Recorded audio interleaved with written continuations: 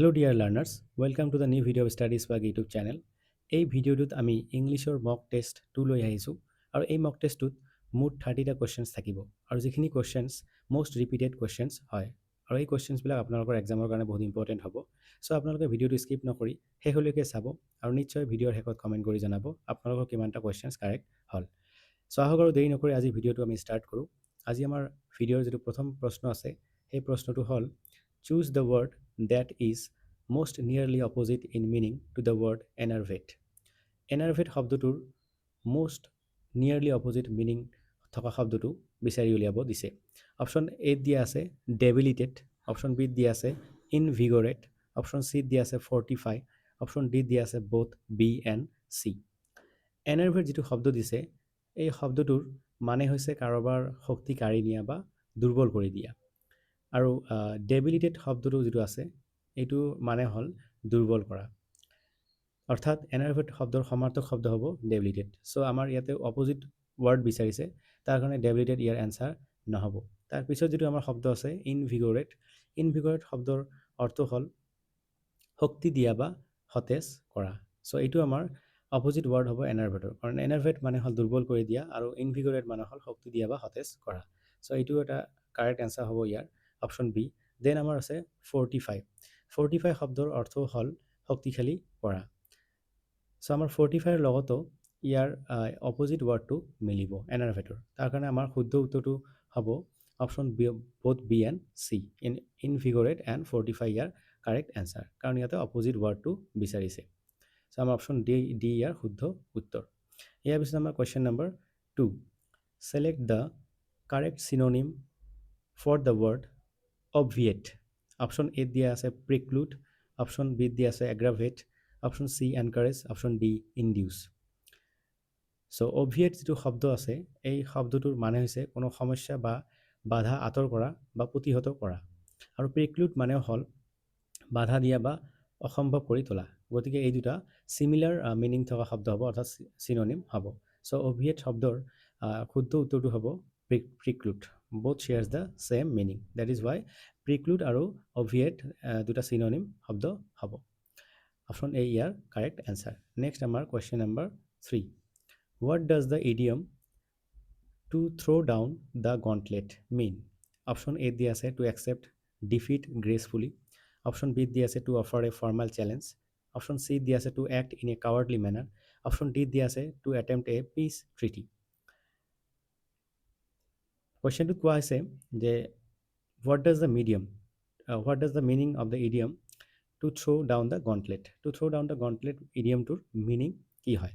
আৰু ইয়াৰ শুদ্ধ উত্তৰটো হ'ব option B, to offer a formal challenge, কাৰণ এই ইডিয়মটোৰ মানে হৈছে কাৰোবাক যুদ্ধ বা প্ৰতিযোগিতাৰ বাবে আনুষ্ঠানিকভাৱে চেলেঞ্জ কৰা বা প্ৰত্যাহ্বান জনোৱা। চ' তাৰ কাৰণে আমাৰ শুদ্ধ উত্তৰটো হ'ব to offer a formal challenge. Next আমাৰ question number 4, identify the correctly spelled word. Correctly spelled ৱৰ্ডটো কি হয় সেইটো বিচাৰিব দিছে। তো ইয়াতে আমাৰ শুদ্ধ উত্তৰটো হ'ব অপশ্যন চি, ছুপাৰচিড, SUPERSEDE। এইটো আমাৰ শুদ্ধ উত্তৰ হ'ব। দেন আমাৰ question number 5, fill in the blank with the appropriate preposition. The magistrate acquiesced dash the demand of the protesters to prevent violence. চ' ইয়াতে খালী ঠাইটোত কোনটো প্ৰিপজিশ্যন হ'ব? অপশ্যন এত দিয়া আছে উইথ, অপশ্যন বিত দিয়া আছে ইন, অপশ্যন চিত দিয়া আছে টু, অপশ্যন ডিত দিয়া আছে ফৰ। একুইছ শব্দটো যিটো আছে ইয়াৰ পিছত সদায় টু ব্যৱহাৰ কৰা হয়, অৰ্থাৎ অপশ্যন চি ইয়াৰ শুদ্ধ উত্তৰ হ'ব, কাৰণ এই শব্দটোৱে কি বুজায়? কোনো দাবী বা ব্যক্তিৰ কথা কোৱা হয়, ডিমাণ্ড বা কোনো ব্যক্তিৰ কথা কোৱা হয়, তেতিয়া ইয়াৰ লগত সদায় টু ব্যৱহাৰ কৰা হয়, acquiesce to the demand. So' ইয়াৰ অপশ্যন চি ইয়াৰ শুদ্ধ উত্তৰ হ'ব। নেক্সট আমাৰ question number 6, complete the sentence his arrogance will ultimately lead dash his downfall. এই কুৱেশ্যনটোত খালী ঠাইটোত কি শব্দটো বহিব সেইটো বিচাৰিব দিছে। তো আমাৰ অপশ্যন এত দিয়া আছে ইনটু, অপশ্যন বিত দিয়া আছে টুৱাৰ্ডছ, অপশ্যন চিত দিয়া আছে টু, অপশ্যন ডিত দিয়া আছে ফৰ। চ' লিড যিটো শব্দ আছে ইয়াতে কুৱেশ্যনটোত, লিড কি হয়? এটা ভাৰ্ব হয়, আৰু ভাৰ্বৰ পিছত যেতিয়া কোনো ফলাফল বা পৰিণাম বুজোৱা হয় তেতিয়া সদায় টু বহে, লিড টু হিজ ডাউনফল হ'ব। So option C here correct answer, lead to. Then our question number 7. Fill in the blank. She took exception dash the remarks made by the chairman during the meeting. খালি ঠাই পূৰাব দিছে, এক্সেপশ্যনৰ পিছত যিটো খালী space দিয়া আছে তাতে কি বহিব? Option A on, option B at, option C to, option D with. আৰু ইয়াৰ শুদ্ধ উত্তৰটো হ'ব option C to. Take exception to এটা নিৰ্দিষ্ট ইডিয়ম বা ফ্ৰেজ যাৰ অৰ্থ হৈছে কোনো কথাত আপত্তি কৰা বা অসন্তুষ্ট হোৱা। চ' ইয়াতে টু এক্সেপশ্যন, তাৰপিছত কি হ'ব? টু হ'ব। অপশ্যন বি ইয়াৰ, অপশ্যন চি ইয়াৰ শুদ্ধ উত্তৰ। দেন আমাৰ question number 8. Choose the correct preposition. He was fully absorbed dash his research when the power went out. প্ৰিপজিশ্যনটো বহাব দিছে খালী ঠাইত। অপশ্যন এ দি আছে at, option B in, option C with, option D on. আৰু ইয়াৰ শুদ্ধ উত্তৰটো হ'ব in. Absorbed in, absorbed in হয় সদায়। এবজৰ্ব ইন মানে হ'ল কোনো কামত সম্পূৰ্ণভাৱে মনোনিৱেশ কৰা। আৰু ইয়াতে বাক্যৰ অৰ্থটো সেইটোৱে বুজাইছে, he was fully absorbed his research when the power went out. অৰ্থাৎ পাৱাৰ ৱেণ্ট আউট, পাৱাৰ গুচি গৈছিল, কিন্তু তথাপিও তেওঁ নিজৰ ৰিচাৰ্চত একদম সম্পূৰ্ণভাৱে নিজকে মনোনিৱেশ কৰিছে। চ' এবজৰ্বড ইন ষ্টাডিজ অৰ ৰিচাৰ্চ তেনেকুৱা অৰ্থ বুজাব। তাৰ কাৰণে আমাৰ শুদ্ধ উত্তৰ হ'ব অপশ্যন বি ইন। ইয়াৰ পিছত আমাৰ question number 9. Fill in the blank. It is high time the government dash strict measures against corruption. খালী ঠাই পূৰাব দিছে, it is high time the government dash strict measures against corruption. Option A দি আছে takes, option B দি আছে tech, option C দি আছে টুক, অপশ্যন ডি দি আছে হেজ টেকেন। ইংৰাজী গ্ৰামাৰৰ নিয়ম মতে ইট ইজ হাই টাইম বা ইট ইজ টাইম এই এনেকুৱা ফ্ৰেজ থাকিলে বা চেণ্টেঞ্চ থাকিলে ইয়াৰ পিছত যিটো শব্দ বহিব লাগে বা যিটো আমি টেন্স ব্যৱহাৰ কৰিম তাতে আমি পাষ্ট টেন্স বা চিম্পল পাষ্ট টেন্স ব্যৱহাৰ কৰিম। চিম্পল পাষ্ট টেন্স অৰ্থাৎ পাষ্ট ইনডিফিনিট টেন্স ব্যৱহাৰ কৰিম। চ' আমাৰ ইয়াতে it is high time the government dash strict. Simple past হ'লে আমি ইয়াতে অপশ্যনকেইটা যদি চাওঁ, টেক্সটো নহ'ব কাৰণ এইটো প্ৰেজেণ্ট ইনডিফিনিট টেন্সত যাব, টেক নহ'ব এইটো প্ৰেজেণ্ট ফৰ্ম হয়। চ' টুক এইটো আমাৰ কাৰেক্ট এনচাৰ হ'ব। এইটো চিম্পল পাষ্টত ভাৰ্বৰ past tense, take took V2 use হৈছে ইয়াতে।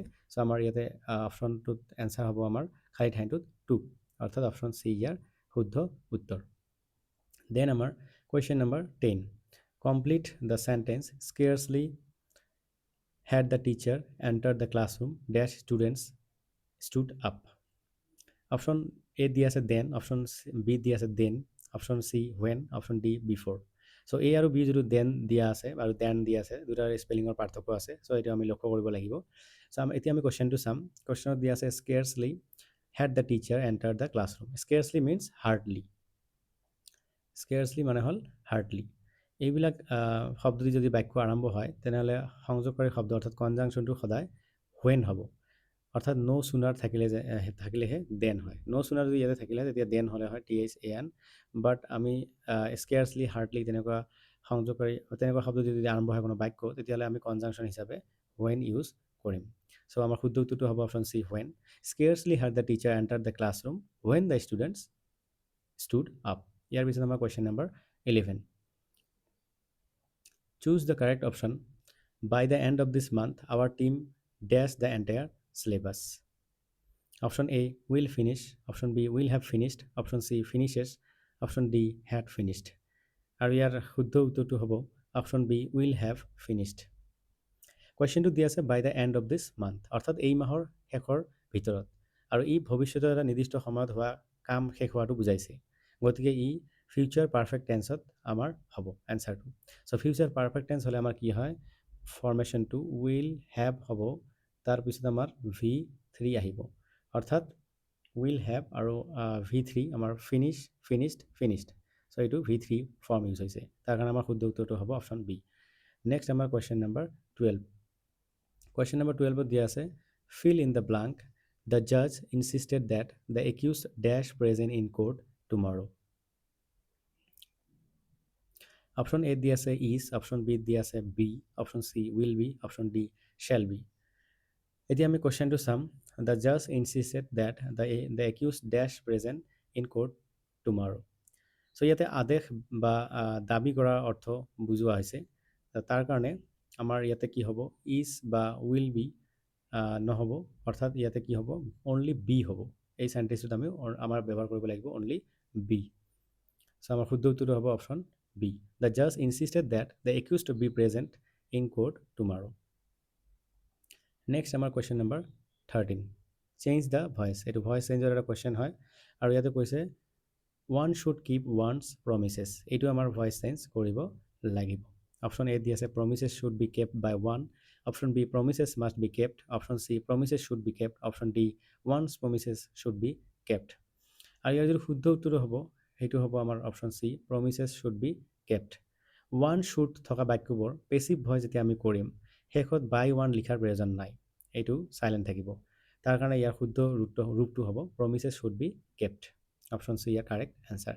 নেক্সট আমাৰ question number 14, convert into passive voice they expect us to complete the project before noon. এইটো আমাৰ পেচিভ ভইচত কৰিব দিছে, they expect us to complete the project before noon. ইয়াতে দে expect আছ এইটো প্ৰেজেণ্ট চিম্পলটো যেতিয়া আমি পেচিভত কৰিম তেতিয়া আমাৰ কি হ'ব উই আৰ এক্সপেক্টেড লৈ সলনি হ'ব। চ' আমাৰ শুদ্ধ উত্তৰটো হ'ব option A we are expected to complete the project before noon. Then আমাৰ question number 15, choose the correct passive transformation do not mock the poor. এইটোতো আমাৰ পেচিভ কৰিব লাগিব, ডু নট মক দ্য পুৱৰক পেচিভ লৈ ৰূপান্তৰিত কৰিব লাগিব। চ' কুৱেশ্যনত দিয়া আছে লেট দ্য এনচাৰত দিয়া আছে let the poor not be mocked, option বিত দিয়া আছে you are ordered not to mock the poor, option চিত দিয়া আছে the poor should not be mocked, option ডিত দিয়া আছে both A and C are correct. আদেশ বা উপদেশমূলক সূচক বা বাক্য বুজালে অৰ্থাৎ ইম্পেৰেটিভ নেগেটিভ পেচিভ যেতিয়া আমি কৰিম তেতিয়া আমাৰ কি হ'ব লেট প্লাছ অবজেক্ট আহিব প্লাছ নট বি বা প্লাছ V3 ব্যৱহাৰ কৰিব পাৰি, বা subject plus should not be plus V3 বুলিও লিখিব পাৰি। এই দুয়োটা ৰূপেই শুদ্ধ হয়। তাৰ কাৰণে আমাৰ শুদ্ধ উত্তৰ হ'ব option D A and C are correct, কাৰণ ইয়াতে লেট ইউজ কৰা হৈছে আৰু অবজেক্ট লিখা হৈছে দ্য পুৱৰ, তাৰপিছত নট বি ইউজ কৰা হৈছে আৰু V3 ফৰ্ম ইউজ কৰা হৈছে মকড V3 ফৰ্ম। আৰু আমাৰ চি অপশ্যনটো যিটো আছে এইটো আছে the poor should not be mocked, এইটোও কাৰেক্ট হ'ব কাৰণ the subject plus should not be এটা ফৰ্ম আহিব প্লাছ V3 মকড, চ' এইটোও কাৰেক্ট। চ' আমাৰ option D to both A and C are correct হ'ব। নেক্সট আমাৰ কুৱেশ্যন নম্বৰ 16, কুৱেশ্যন নম্বৰ 16ত কৈছে change into indirect speech the captain said to the soldiers bravo you have fought gallantly. এইটো আমাৰ indirect স্পীচত change কৰিব লাগিব। কুৱেশ্যনটো direct স্পীচত দিয়া আছে, ইনডাইৰেক্ট স্পীচত চেঞ্জ কৰিব লাগিব। চ' ব্ৰেভো যিটো শব্দ আছে এই শব্দটোৱে কি বুজায় সদায় প্ৰশংসা কৰা বুজায়, সেইকাৰণে ইনডাইৰেক্টত এপ্লৌডেড হয় এপ্লৌডেড ব্যৱহাৰ কৰা হয়। আৰু তাৰোপৰি আমি যদি প্ৰেজেণ্ট পাৰফেক্ট হেভ ফটটো পাষ্ট পাৰফেক্টত সলনি কৰিব লাগে তেতিয়া আমাৰ কি হ'ব হেড ফট লৈ সলনি হৈ যাব, কাৰণ ইয়াতে প্ৰেজেণ্ট পাৰফেক্ট দি আছে হেভ ফট আৰু এইটো আমি যেতিয়া ইনডাইৰেক্ট স্পীচত কৰিম এইটো হ'ব হেড ফট। তো আমাৰ শুদ্ধ উত্তৰটো হ'ব option B the captain applauded the soldiers saying that they had fought, এইটো আমাৰ শুদ্ধ ফৰ্ম হ'ব গেলেণ্টলি। চ' ইয়াৰ কাৰেক্ট এনচাৰ হ'ব আমাৰ অপশ্যন বি। ইয়াৰ পিছত আমাৰ question number 17, direct to indirect he said to me. ডাইৰেক্টৰ পৰা ইনডাইৰেক্ট কৰিব লাগিব, may you succeed in your examination. কুৱেশ্যনটো ডাইৰেক্টটো দিয়া আছে আৰু ইনডাইৰেক্ট কৰিব লাগিব। He said to me may you succeed in your examination. So' ইয়াতে এই চেণ্টেন্সটোত আমাৰ কি বুজাইছে প্ৰাৰ্থনা বা ইচ্ছা প্ৰকাশ কৰিছে। চ' এনেকুৱা ধৰণৰ বাক্যত আমাৰ কি ব্যৱহাৰ কৰিম আমি মে ইউ ইনডাইৰেক্ট স্পীচত মে ইউ থাকিলে ইনডাইৰেক্ট স্পীচত আমাৰ কি হ'ব উইষ্ট বা প্ৰেড ব্যৱহাৰ কৰা হয়, উইষ্ট বা প্ৰেড। আৰু যিটো মেটো আছে সেইটো চেঞ্জ হৈ কি হ'ব আমাৰ মাইট হ'ব, মেটো সলনি হৈ মাইট হ'ব। চ' আমাৰ শুদ্ধ উত্তৰটো হ'ব option A he wished me that I might succeed in your আছে, ইয়ৰ থাকিলে আমাৰ কি হ'ব মাই এক্সামিনেশ্যন। চ' আমাৰ অপশ্যন এ ইয়াৰ শুদ্ধ উত্তৰ। নেক্সট আমাৰ কুৱেশ্যন নম্বৰ 18, কুৱেশ্যন নম্বৰ 18ত কৈছে convert to direct speech she asked me why I had not attended the lecture the previous day. So' এইটো আমাৰ ডাইৰেক্ট স্পীচত পৰিৱৰ্তন কৰিব লাগিব, ইনডাইৰেক্ট স্পীচত কুৱেশ্যনটো দিয়া আছে। চ' ইনডাইৰেক্টত থকা পাষ্ট পাৰফেক্ট হেড নট এটেণ্ডেড যিটো আছে এইটো আছে আমাৰ কি পাষ্ট পাৰফেক্টত হেড নট এটেণ্ডেড। চ' এই বাক্যখিনি ডাইৰেক্টত যেতিয়া আমি কৰিম তেতিয়া হ'ব আমাৰ চিম্পল পাষ্ট টেন্স, কাৰণ পাষ্ট পাৰফেক্ট টেন্স ইনডাইৰেক্টত থাকিলে ডাইৰেক্ট স্পীচত কৰিলে আমাৰ এইটো চিম্পল পাষ্ট অৰ্থাৎ পাষ্ট ইনডিফিনিট টেন্স হয়। আৰু পাষ্ট ইনডিফিনিট টেন্স হ'লে এইখিনিক আমি কি লিখিব লাগিব did not attend. So did not attend ইয়াতে ক'ত আছে আমি যদি চাওঁ ইয়াতে আমাৰ অপশ্যন এটো আছে, অপশ্যন এটো আছে আমাৰ আৰু চিটো আছে। আমি দুটা অপশ্যনে ভালকৈ চাম এতিয়া। নেক্সট ষ্টেপটো চাম। চ' দেন আমাৰ দ্য প্ৰিভিয়াছ ডে যিটো আছে লাষ্টত সেইটো যদি আমি ডাইৰেক্ট কৰোঁ কি হ'ব আমাৰ য়েষ্টাৰডে হ'ব, অৰ্থাৎ ডাইৰেক্টত য়েষ্টাৰডে আমি লিখিম। চ' এতিয়া আমি অপশ্যনবিলাকত যদি চাওঁ তেনেহ'লে য়েষ্টাৰডে আমাৰ এইটো অপশ্যন ডিত নাই, চ' অপশ্যন ডি আমি এলিমিনেট কৰিব পাৰোঁ, এইটো নহ'ব। আৰু বাকী কেইটাত বাকী অপশ্যন তিনিটাত য়েষ্টাৰডে দিয়া আছে। চ' আমাৰ এতিয়া আমি যদি শুদ্ধ উত্তৰটো চাওঁ তেতিয়াহ'লে আমাৰ শুদ্ধ উত্তৰটো হ'ব option A, Shi said to মি, কাৰণ ইয়াতে আস্কড মি আছে। চ' শ্বি ছেইড টু মি হ'ব, তাৰপিছত কমা ইনভাৰ্টেড কমা ষ্টাৰ্ট হ'ব। ৱাই ডিডেণ্ট ইউ, বা আমি যে ডিড নট ক'লোঁ সেইটো আমাৰ ডিডেণ্ট ইউ ইয়াতে হ'ল, ডিডেণ্ট ইউ এটেণ্ডেড। ইয়াতে আই আছে, আইৰ কাৰণে ইয়াতে ইউ আহি গ'ল। Attend the lecture yesterday, previous day আছে আৰু এইটো য়েষ্টাৰডে হৈ গ'ল। চ' আমাৰ অপশ্যন এ ইয়াৰ শুদ্ধ উত্তৰ হ'ব। নেক্সট আমাৰ question number 19, identify the part containing an error. তলৰ কোনটো পাৰ্টত ইৰ'ৰ আছে বা ভুল আছে? চ' এইটো চেণ্টেঞ্চ কাৰেকশ্যনৰ কুৱেশ্যন হয়। অপশ্যন এ দিয়া আছে neither the administrator, option B দিয়া আছে nor the faculty members, option C দিয়া আছে was present at the inauguration ceremony, option D দিয়া আছে ন' এৰৰ। আৰু ইয়াৰ শুদ্ধ উত্তৰটো হ'ব option C, was present at the inauguration ceremony. এই বাক্যটোত আমাৰ এৰৰ আছে। নেইদাৰ আৰু নৰ দুটা ছাবজেক্ট যোগ হ'লে তেতিয়া ভাৰ্বৰ কাষত থকা ছাবজেক্টটোৰ মতে হ'ব। আৰু ইয়াৰ কাষত কি আছে? ফেকাল্টি মেম্বাৰ্ছ, অৰ্থাৎ প্লুৰেল আছে, বহু বচন। গতিকে ৱাছৰ ঠাইত ৱেৰ হ'ব লাগিছিল, কিন্তু ইয়াতে কি হ'ল? ৱাজ হৈছে, তাৰ কাৰণে এইটো আমাৰ এৰৰ আছে।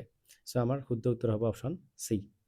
নেক্সট আমাৰ question number 20, correct the underline portion, no' sooner had he seen the police then he fled the scene. এই আণ্ডাৰলাইন পৰ্চনটো কাৰেক্ট কৰিব কৈছে, ইয়াতে ভুল আছে, আমাৰ এইটো কাৰেক্ট কৰিব লাগিব। চ' আমাৰ শুদ্ধ উত্তৰটো হ'ব, এইটো হ'ব আমাৰ দেন হি ফ্লেড দ্য চিন, কাৰণ ন' চুনাৰৰ লগত সদায় কি হ'ব? দেন ইউজ হ'ব, THAN, নট THEN। THEN নহয়, THAN, এইটো স্পেলিং শুদ্ধ, দেন। তাৰ কাৰণে আমাৰ শুদ্ধ উত্তৰটো হ'ব option B, than he fled the scene. Next আমাৰ question number 21, spot the error in the given sentence. এইটোতো আমাৰ এৰৰটো স্পট কৰিব দিছে। অপশ্যন এত দি আছে I am looking forward, option বিত দি আছে to meet you, option C at the international conference, option D no' error. So' আমাৰ শুদ্ধ উত্তৰটো হ'ব to meet you. Look forward to ফ্ৰেজটোৰ পিছত ভাৰ্বৰ লগত ING যোগ হয়, গতিকে টু মিট ইউ ঠাইত কি হ'ব? To meeting you. এইটোত কি হ'ব? টু মিটিং ইউ, অৰ্থাৎ মিটৰ লগত ING যোগ হ'ব লাগিছিল, তাৰ কাৰণে এইটো আমাৰ ভুল হৈ আছে এই পাৰ্টটো। চ' আমাৰ শুদ্ধ উত্তৰ হ'ব option B, to meet you. Then আমাৰ question number 22, choose the correct grammatically correct sentence. তলৰ কোনটো গ্ৰামাটিকেলি কাৰেক্ট চেণ্টেঞ্চ হয়? অপশ্যন এত দি আছে supposing if it rains what will you do, option বিত দি আছে if supposing it rains what shall we do, supposing it rains what will we do, আৰু অপশ্যন ডি দি আছে if in case it rains what will we do. চ' আমাৰ question মতে শুদ্ধ আমাৰ যিটো গ্ৰামাটিকেলি কাৰেক্ট চেণ্টেঞ্চ হয় সেইটো হ'ব আমাৰ option C, supposing it rains what will we do.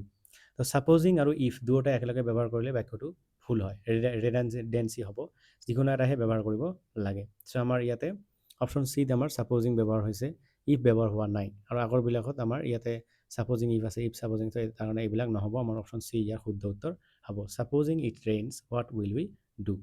Then আমাৰ question number 23, identify the option with the correct subject verb agreement. কোনটো চেণ্টেঞ্চত ছাবজেক্ট ভাৰ্বটো এগ্ৰিমেণ্টটো কাৰেক্টলি দিয়া আছে? Option A the percentage of successful candidates were remarkably high, option B the percentage of successful candidates was remarkably high, option C দি আছে number of students is absent today, option D the number of applicants R increasing every day. So' আমি এইটো যদি ডিক'ড কৰিব যাওঁ বা explanation কৰিব যাওঁ তেতিয়াহ'লে দ্য পাৰ্চেণ্টেজ অফৰ পিছত ছিংগুলাৰ ভাৰ্ব বহে, ৱাজ, আৰু ইয়াতে কি আছে? আমাৰ ৱেৰ আছে, চ' এইটো আমাৰ এনচাৰ নহ'ব। আৰু এই নাম্বাৰ অফৰ পিছত প্লুৰেল ভাৰ্ব বহে, তাৰ কাৰণে চিটো ভুল হ'ব। আৰু ইয়াতে আমাৰ কুৱেশ্যন নম্বৰ বি যিটো আছে the percentage of successful candidates was remarkably high, এইটো আমাৰ শুদ্ধ হ'ব, গ্ৰামাটিকেলি বা ছাবজেক্ট ভাৰ্ব এগ্ৰিমেণ্ট মতে আমাৰ অপশ্যন বিটো শুদ্ধ হয়। দেন আমাৰ question number 24,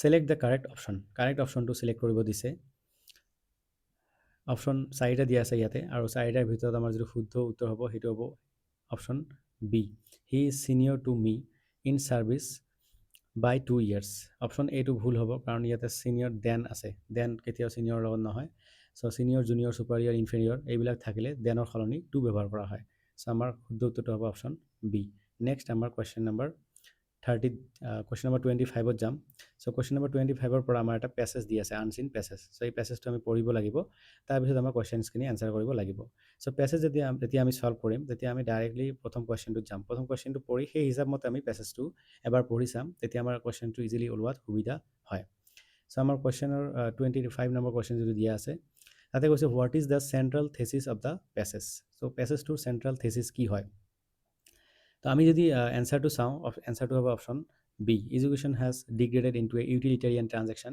প্ৰায়ৰিটাইজিং credentials over true learning মানে গোটেই যিটো পেৰাগ্ৰাফটো দিয়া আছে তাতে মূল কথাটো হৈছে আজিকালি শিক্ষা ব্যৱস্থাটো প্ৰকৃত জ্ঞানতকৈ কেৱল ডিগ্ৰী আৰু চাকৰি পোৱাৰ মাধ্যম হৈ পৰিছে তাৰ কাৰণে আমাৰ অপশ্যন বিটো এটা central thesis of the passage হিচাপে পৰিগণিত হ'ব সো আমাৰ শুদ্ধ উত্তৰ হ'ব অপশ্যন বি নেক্সট আমি question number 26 what does the term pedagogical alienation imply in the context of the text so passage যিটো দিয়া আছে তাতে পেডাগজিকেল এলিনেশ্যন যিটো টাৰ্ম আছে সেইটোৱে কি বুজায় তো এইটো আমাৰ শুদ্ধ উত্তৰটো হ'ব option B learners viewing education as a mere tool for jobs অকল এডুকেশ্যনটোক লাৰ্ণাৰবিলাকে জবৰ টুল হিচাপে চাইছে ৰাদাৰ দেন পাৰ্চনেল গ্ৰ'থ হিচাপে চোৱা নাই চ' পেডাগজিকেল এলিনিয়েশ্যন মানে হৈছে ছাত্ৰ ছাত্ৰীয়ে শিক্ষা কেৱল পইচা উপাৰ্জনৰ উপায় বুলি ভবা আৰু নিজৰ মানসিক বিকাশৰ মাধ্যম বুলি নভবা চ' অপশ্যন বি ইয়াৰ কাৰেক্ট এনচাৰ নেক্সট আমাৰ question number 27 according to the author what needs to be changed in current educational frameworks so' অথৰৰ মতে কাৰেণ্ট এডুকেশ্যনেল ফ্ৰেমৱৰ্কত কি চেঞ্জ কৰিব লাগে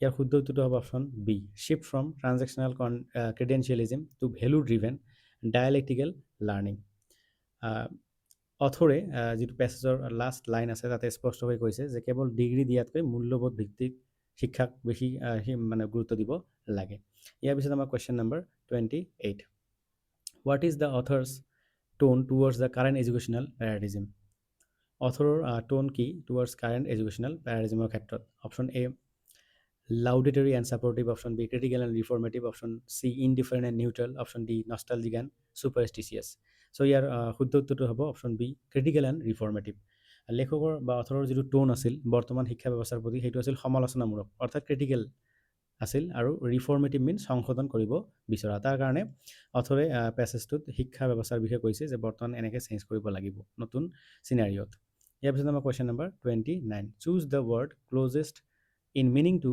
কনফ্লেটছ as used in the passage so' পেছেজত কোনটো ৱৰ্ডৰ মিনিং ক্ল'জলি ৰিলেটেড হ'ব to the word conflates so' আমাৰ ইয়াৰ শুদ্ধ উত্তৰটো হ'ব ইকুৱেটছ বা মাৰ্জেছ অপশ্যন বি ইয়াৰ শুদ্ধ উত্তৰ কাৰণ কনফ্লেটছ মানে হৈছে দুটা বেলেগ বস্তুক একে বুলি ধৰি লোৱা বা মিহলাই পেলোৱা অৰ্থাৎ এমালগেমেশ্যন বা মিক্সচাৰ চ' ইয়াত ডিগ্ৰী আৰু প্ৰকৃত যিটো বুদ্ধিমত্তা সেইটো একে কৰাৰ কথা কোৱা হৈছে তাৰ কাৰণে ইকুৱেটছ বা মাৰ্জেছ হ'ব মাৰ্জ মানে একে কৰি দিয়া মাৰ্জ কৰি দিয়া চ' কনফ্লেক্স শব্দটোৰ ক্ল'জেষ্ট ইন মিনিং শব্দটো হ'ব ইকুৱেটছ বা মাৰ্জেছ অপশ্যন বি ইয়াৰ শুদ্ধ উত্তৰ নেক্সট কুৱেশ্যন নম্বৰ 30 আৰু এইটো আমাৰ আজি last question what is the antonym of utilitarian in the given context so' পেছেজৰ কনটেক্সট মতে ইউটিলিটেৰিয়ান শব্দটোৰ এণ্টনিম অৰ্থাৎ অপজিট শব্দ কি হ'ব antonym means opposite option A দিয়া আছে প্ৰেগমেটিক অপশ্যন বিত দিয়া আছে ফাংচনেল অপশ্যন চিত দিয়া আছে আইডিয়েলিষ্টিক নন ফাংচনেল অপশ্যন ডিত দিয়া আছে প্ৰেক্টিকেল চ' আমাৰ যিটো শব্দ দিয়া আছে ইউটিলিটেৰিয়ান মানে হ'ল ব্যৱহাৰিক বা প্ৰেক্টিকেল হোৱা আৰু ইয়াৰ যিটো বিপৰীত শব্দ হ'ব এণ্টনিম অৰ্থাৎ আইডিয়েলিষ্টিক হ'ব আদৰ্শবাদী বা নন ফাংচনেল অপশ্যন চি ইয়াৰ শুদ্ধ উত্তৰ হ'ব চ' এইখিনি আছিল আমাৰ ভিডিঅ' 30টা কুৱেশ্যনছ চ' আপোনালোকৰ যদি ভিডিঅ'টো ভাল লাগে নিশ্চয় like comment share and subscribe কৰিব আৰু যদি